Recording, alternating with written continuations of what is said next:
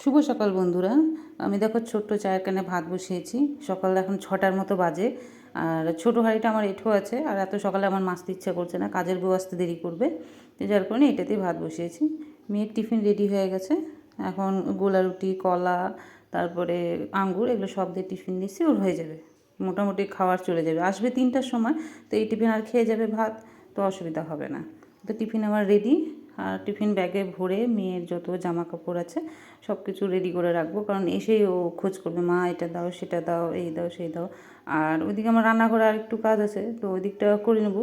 ও এসে জামা কাপড়গুলো পরবে, অসুবিধা হবে না। তো এখনকার মতো এটা করতেছি। মেয়ে দেখো, আর এইদিকে দেখো মিস্টার হাজবেন্ড ঘুম পাড়তেছে। আর এদিকে আমার রান্না হয়ে গেল, মানে ডাল আর রসাটা আগের দিনই ছিল বাসি। কিরে ঋতু, মেয়ের এখনো স্নান হয়নি? হ্যাঁ, সময় হয়ে গেছে, 7:45 বাজে। আর এদিকে আমার ছোটো মেয়ে মোবাইল দেখতেছে।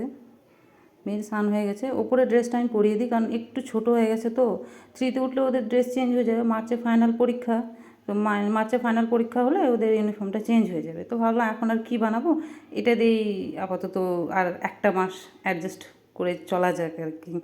তো মেয়ে রেডি হচ্ছে, এখন বাকিটুকু ও নিজেই হয়ে যাবে, আর আমি ওকে খাইয়ে দিচ্ছি। ওই যে বললাম ডাল আছে, আর ধরো কালকে রসা আর ভাত, তো ওটা দিয়ে ও আরামে খেয়ে নেবে। আর মেয়ের এমনি খাওয়া নিয়ে কোনো ঝামেলা নেই। ওকে যদি আলু সিদ্ধ ঘি ভাত দিয়ে দিই সকালবেলা, তো ওটা খেয়েই চলে যায়। সকালে ভাত খাইয়ে পাঠায়, আর না হলে কোনো দিন ভাতটাই টিফিন দিয়ে দিই। হয়তো ছাতু শরবত হোক বা চিড়ে টিড়ে হোক, কিছু এরকম কিছু খাইয়ে দিই, আর ভাতটা টিফিনে দিয়ে দিই। কিন্তু আজকে ভাত খাইয়ে পাঠালাম, আর টিফিন ওই যে গোলা রুটি, কলা, এগুলো টিফিনে দিয়ে দিলাম।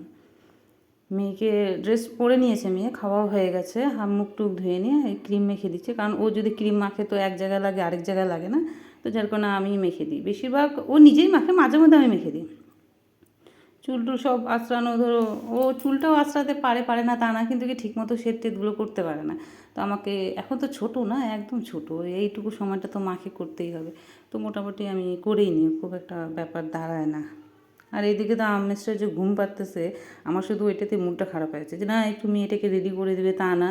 অন্যদিন করে দেয়, কিন্তু আজকে আমার একটু তাড়াহুড়া ছিল, এটা না যেটা করে দিই, তা না করেও ঘুম পাড়তেছে।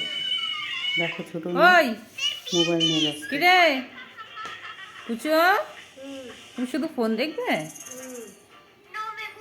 শুধু পায় নাই? খাবে না?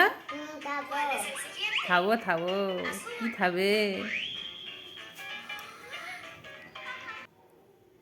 মেয়ে স্কুলে যাওয়ার জন্য রেডি, এখনও বেরিয়ে পড়লো।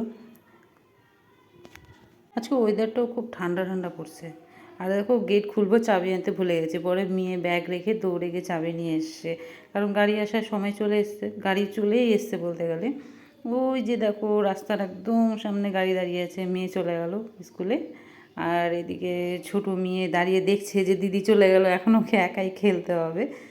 আর ছোটো মেয়ে একাই খেলে, দিদি না থাকলে ওর খেলা নিয়ে খুব একটা ঝামেলা, ও মানে দুই মেয়েই আমার খুব একটা ঝামেলা করে না খাওয়া থাকা নিয়ে। দেখো ওকে বাড়িতে ঢুকতে বললাম, ও চলে যাচ্ছে ওই যে সামনে সামনে একটা দোকান আছে, জেঠু জেঠু করে বলে।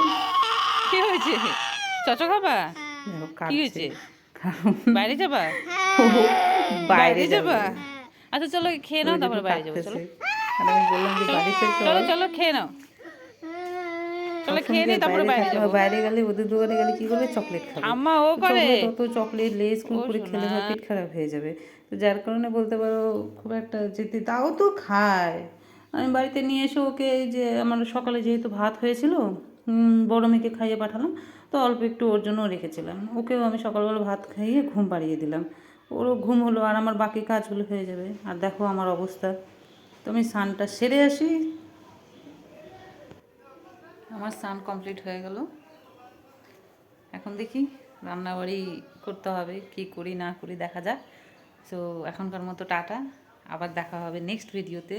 সবাই ভালো থাকবে, সুস্থ থাকবে।